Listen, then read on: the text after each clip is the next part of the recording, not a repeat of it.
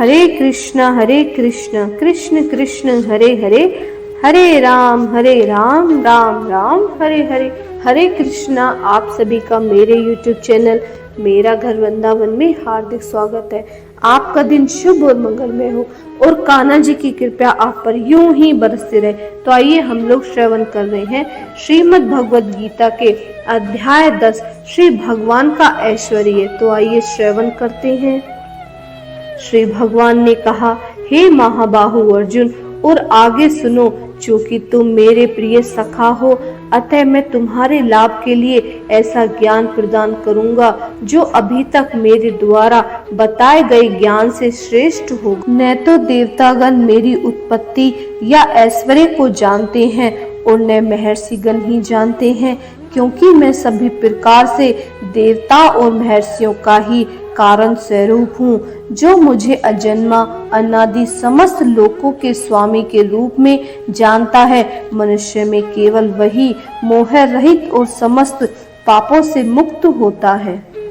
बुद्धि, ज्ञान, संशय तथा मोह से मुक्ति, क्षमा भाव, सत्यता, इंद्रिय निग्रह, मन निग्रह, सुख तथा दुख, जन्म मृत्यु, भय अभय, अहिंसा, समता, तुष्टि, तप, दान, यश तथा अपयश, जीवों के ये विविध गुण मेरे ही द्वारा उत्पन्न हैं। सप्तऋषिगण तथा उनमें से भी पूर्ण 4 अन्य महर्षि एवं सारे मुनि, मानव जाति के पूर्वज, सब मेरे मन से उत्पन्न हैं और विभिन्न लोकों में निवास करने वाले सारे जीव उनसे अवतरित होते हैं।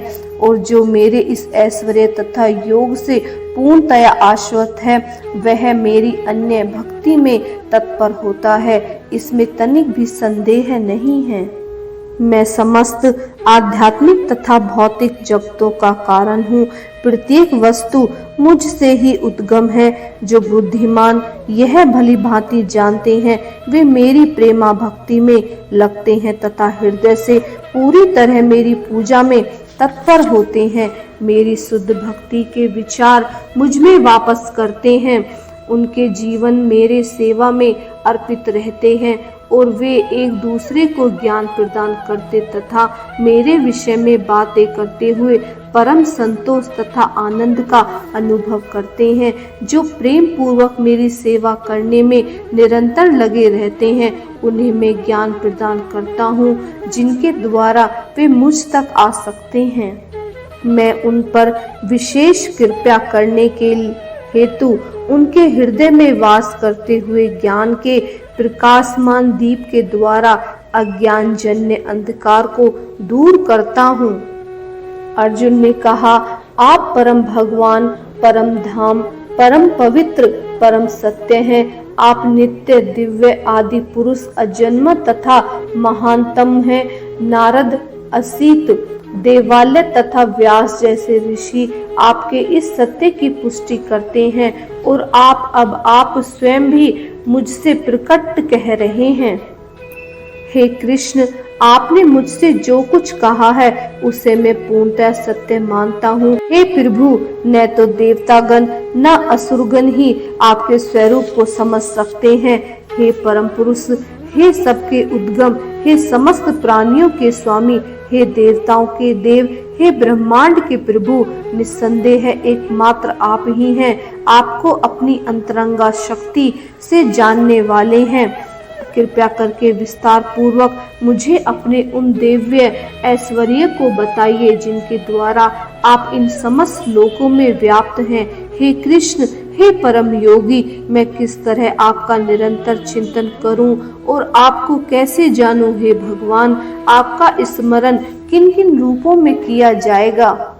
हे जनार्दन, आप पुनः विस्तार से अपने ऐश्वर्य तथा योग शक्ति का वर्णन करें। मैं आपके विषय में सुनना कभी तृप्त नहीं होता हूँ, क्योंकि जितना भी आपके विषय में सुनता हूँ, उतना ही आपके शब्द अमृत को चखना चाहता हूँ। श्री भगवान ने कहा, हाँ, अब मैं तुमसे अपने मुख्य वैभव युक्त रूपों का वर्णन करूंगा, क्योंकि हे अर्जुन, मेरा ऐश्वर्य असीम है।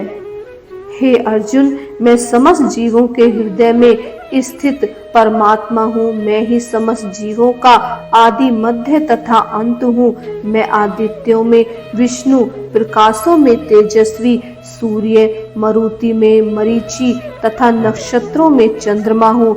मैं वेदों में सामवेद हूँ, देवों में स्वर्ग तथा राजा इंद्र हूँ, इंद्रियों में मन हूँ तथा समस्त जीवों में जीवन शक्ति चेतना हूँ।